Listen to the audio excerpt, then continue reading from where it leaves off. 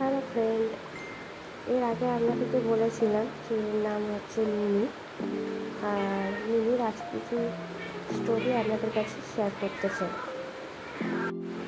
সেই স্টোরিটা হচ্ছে যে মিনির সঙ্গে আমার আলাপটা কীভাবে হয়েছিল।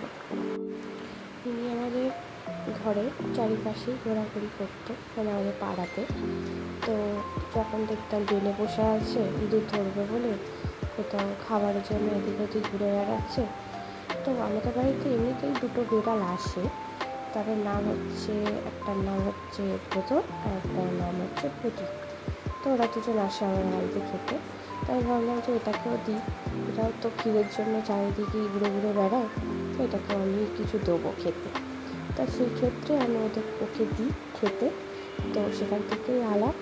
প্রথম আমাকে দেখে ভীষণ ভয় পাচ্ছিল, তারপরে ভয় পেতে পেতে একদিন মানে আমার সাথে ভীষণ ফ্রেন্ডলি হয়ে গেল।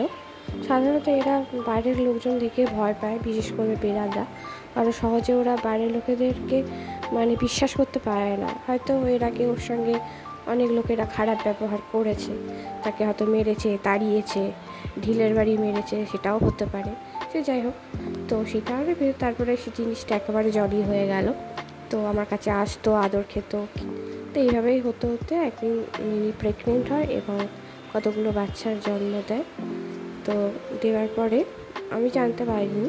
তো হঠাৎ করে দেখলাম একদিন আমার কাছে নিয়ে আসে 3টে বাচ্চা মুখে করে। মানে এতটাই আমাকে বিশ্বাস করে, ও জানে আমার কাছে আসলে ও পুরোপুরি সেফ। তো যাই হোক, তো আমার কাছে নিয়ে আসে, আনার পরে আমি ওকে আমার বাড়িতে একটা কোণে আশ্রয় দিই এবং সেখানেই ওরা আছে এখনও। তো যাই হোক, এই যে খেলাধুলা করছে দেখতেই পাচ্ছেন আপনারা।